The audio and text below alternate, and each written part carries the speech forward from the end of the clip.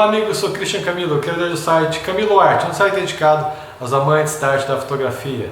Pessoal, sejam bem-vindos a um novo programa. No episódio de hoje eu vou falar de Aspect Ratio. O que significa essa expressão em inglês?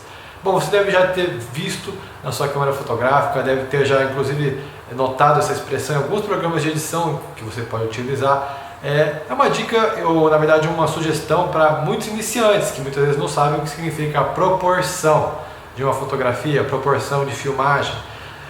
O quadro da fotografia, ou quadro de filmagem, ele pode ser definido em proporções como 16:9, 4 terços, 4:3, 3:2. O que significa isso? Significa simplesmente o corte da fotografia. Existe uma gama variadíssima de formatos diferentes. Por exemplo, temos o formato 1:1, que é aquela fotografia quadrada. Câmeras antigas realizavam essa proporção mais quadradinha. Existe a proporção 4 terços, 4:3, por exemplo. A câmera que eu estou usando atualmente, que estou amando, que é a Olympus, ela faz a fotografia em seu modo nativo em 4 terços. Então é uma proporção de 4:3. Nós temos também a fotografia em 3:2. A maioria dos sensores das câmeras DSLRs hoje, Nikon, Canon, seja Pentax, oferece as fotografias assim, em modo bruto, na proporção de 3:2. 3 sendo a distância horizontal e 2 a distância, a grandeza vertical, podemos dizer dessa maneira. Eu me encanto muito pelas proporções assimétricas, 1:1, por exemplo. Né? Gosto muito desse tipo de proporção. Você quando utiliza 1:1 e fotografa, por exemplo, coisas bem redondinhas, ou você quer simplificar a composição, esse tipo de formato mais quadrado facilita muito. Aliás, eu recomendo muito que vocês pratiquem composição no formato 1:1.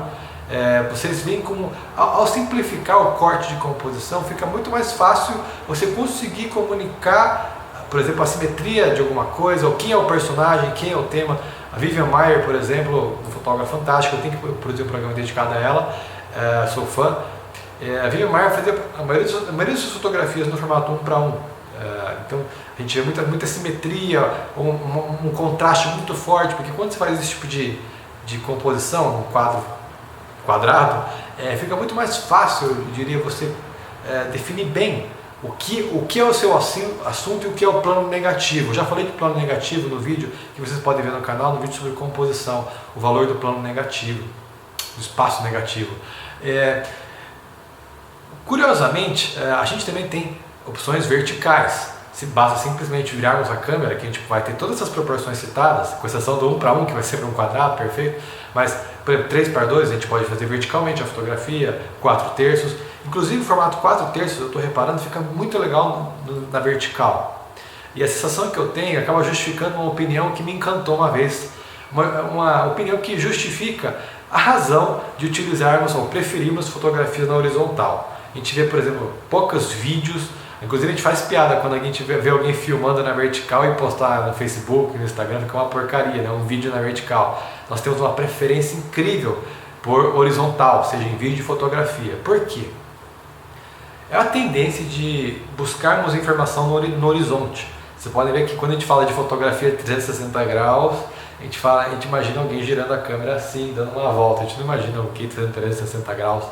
Assim, de cima para baixo, dando uma volta nesse eixo Y, né?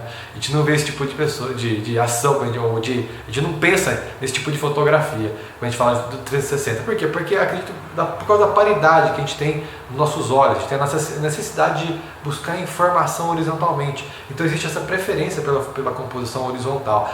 Mas vertical produz belas imagens também. Como eu percebi no formato 4 terços da Olympus, por ter um pouquinho mais de espaço, né, na proporção lateral, vamos falar dessa maneira, o 3:2 é mais wide. O que é wide? É mais fino, é mais estreita a visão, 3:2, o cinema é 3:2. Inclusive existe a proporção 16:9, que é mais estreita ainda. Se 3:2 é assim, 16:9 é assim, ou seja, mais fechadinho ainda. E curiosamente, a gente pode fazer fotografia na vertical e pode fazer em 16:9, pode fazer em 3:2. São proporções, grandezas. A primeira representando a distância horizontal, a segunda a grandeza da altura da fotografia. Então eu deixo como sugestão que vocês pratiquem, se possível, com a câmera ou com o processo de edição o formato 1:1.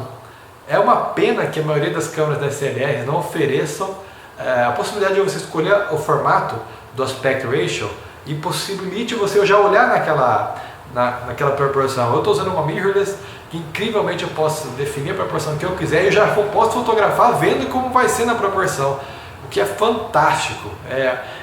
Acaba sendo que eu já começo a não ver argumentos para a maioria das aplicações você não ter uma mirrorless. A mirrorless oferece muita dinâmica. Uma outra sugestão é você cortar um papelzinho preto, deixar um quadradinho, uma cartolina preta, corta um quadradinho perfeito e coloca na frente da lente, só com o buraco do quadradinho. Então aí você pode ter o quadrado 1:1 para praticar a composição. Eu acho que vai te ajudar muito a entender, pelo menos é um ótimo exercício de composição, posso dizer dessa maneira para você. Os personagens ficam fortes, é como se a gente colocasse pessoas nos quadros. Quando a gente quer fotografar algo redondo, fica maravilhosamente simétrico. Bom pessoal, muito obrigado a todos. O episódio de hoje eu já estou aqui com o Metrogallery no fundo, que é a nossa galeria minha e do meu irmão. A gente está montando uma galeria de quadros em metacrilato. A gente oferece também o trabalho de impressão em fine art para pessoas que estão buscando o melhor na reprodução dos seus trabalhos, seja de como pode ser fotografia para decoração ou a fotografia da sua família. Bom, a gente está fazendo um ótimo trabalho. Entre metrogallery.com.br e se você quiser falar direto comigo, pode deixar até um comentário aqui no vídeo que eu respondo. Muito obrigado a todos, nos vemos no próximo episódio, até mais.